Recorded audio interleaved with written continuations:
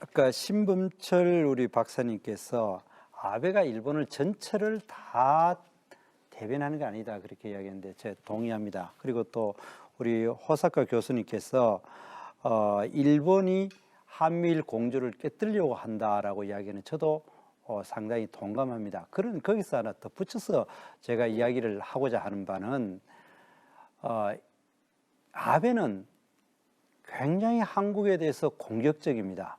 그리고 그 공격적인 여러 면에서 나타나는데 특히 개헌이라는 점에서 이야기를 하면은 신범철 교수도 이야기했지만 사실 이제까지 1945년 이후에 아베가 집권하기 이전까지는 그래도 일본에서 평화헌법을 가지고 전쟁하지 않는 나라, 군사력을 가지지 않는 나라, 형식상으로나마 그걸 유지를 해왔습니다. 그런데 아베가 집권한 이후에는 보통국가를 선언함으로 인해서 군사력을 가지는 나라, 전쟁할 수 있는 나라, 그걸 보통국가라고 자기들은 표현을 합니다. 그 연장선상에서 한국을 입장일 때 그 이전에 그래도 형식상으로 일본은 전범국가고 한국에 대해서 뭔가 가해자라는 인식을 일본 사람들이 조금 가지고 있었는데 아베는 그걸 지금 노골적으로 무시하고 있습니다. 그렇기 때문에 제가 조금 말씀드리면 아베 정권은 일본의 전통적인 보수 정권이 아닙니다. 자민당 안에 전통적인 보수는 사실 2000년 초전도까지 우리가 말할 때는 그 김대중 오부치 회담이 있었지 않습니까? 그 오부치 수상까지가 일본에서는 전통적인 보수라고 할 수가 있습니다. 그 사람들은 일단 일본이 전범 국가였다는 것을 인정하고 평화 헌법을 지키려고 합니다. 그러나 아베 총리의 라인은 키시노부스케 라인입니다. 키시노부스케 라인은 일제 강점기 자체를 근전적으로 보고요. 일본에 있어서 침략하지 않았다. 일본은 아시아를 해방시켰다. 백인 집에서 이런 주장을 하고 일본은 침략하지 않았기 때문에 일본군을 다시 부활하는 게 중요하다. 그리고 미국하고 같이 전쟁을 해 나갈 수 있는 그러한 나라를 만들겠다. 이게 키시노부스케 라인. 이것은 포스의 비추류입니다. 이 비추류가 2000년이 들어가 가지고 우리하고 가장 싸웠던 사람이 고이즈미 준이치로였죠. 그 사람은 원래는 리베랄이었지만 기반이 키시 라인이었기 때문에 그래서 상당히 한국하고 싸우기 시작합니다. 그 사람의 관방 장관이었던 사람이 아베 신조이고요. 그래서 그 이후는 전통적인 보수는 일본에서 상당히 분해됐습니다.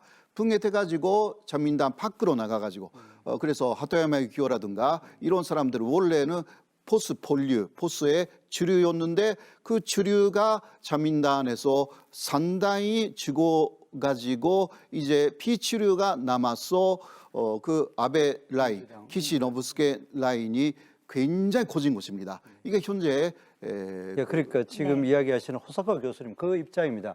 그런데 일본에서 보면은 아베가 일본을 전체로 대신하지도 않고 일본이 상당히 극우적으로는 방향을 끌고 가고 있는 것이 아베입니다. 아베는 우리 입장에는 굉장히 불편한 사람인 것은 맞습니다. 그런데 우리가 여기에 대해서 대응해가 일본 전체를 향해 가지고 가장 강력하게 서로 맞대응을 하는 것은 오히려 아베를 비롯한 일본 극우파에 상당히 그 힘을 실어주는 가능성도 있습니다. 일본에도 양심적인 세력들이 상당히 있다고 저는 믿습니다. 그렇다면은 우리가 이번 이 사태에 대해서 김경엽 의원님께서는 우리가 다시 정부를 공격한다 이렇게 이야기하는데 정부를 공격하는 게 아니고요.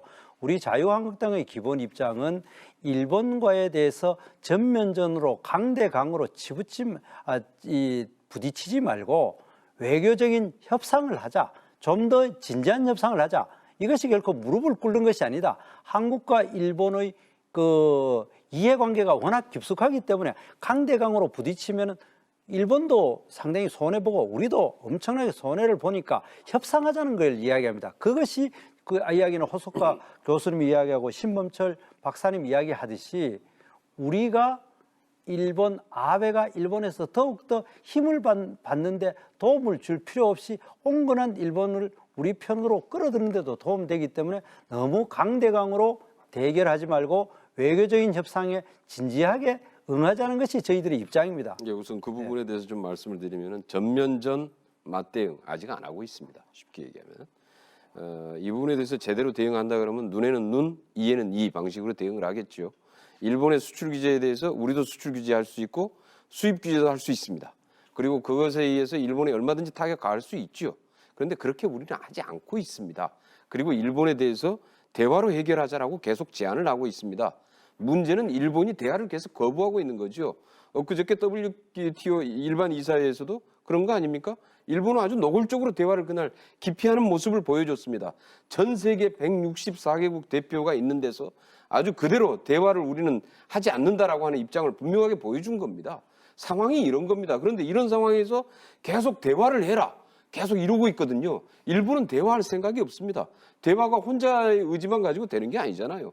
특사도 파견할 수 있고 정상회담도 할 수 있고 그동안에 수차례에 걸쳐서 외교적인 노력을 해오는 과정에 회담도 제안했고 계속 특사 부분도 이렇게 거론을 다 한 적이 있습니다. 그러나 그 부분에 대해서 철저하게 특사도 일본에서 호응하지 않으면 특사를 보낼 수가 없습니다. 정상회담은 당연히 말할 것도 없고요. 그리고 심지어는 우리 고위급 실무회담 자체도 지금 거부하고 있는데 여기다 대고 계속해가지고 우리한테 외교 협상을 하라. 이 얘기는 무슨 얘기입니까? 자, 그 협상도 네, 되지도 네. 않을 뿐만 아니라 알겠습니다. 거기다 대고 가가지고 일본에 가서 그냥 솔직히 말해서 일본 얘기 다 들어주고 그냥 구걸하십시오. 이 얘기 아닙니까? 바로 그런 이야기가 됩니다. 지금 그 얘기입니다. 그러니까 네, 지금 네, 하는 네. 얘기는 네. 외교라는 게 그- 양보를 해야 하잖아요. 네, 네. 그러나 일본은 절대 양보 안 합니다. 네네. 그 해법에 대한 얘기는 저희가 잠시 후에 해보기로 네. 하고요.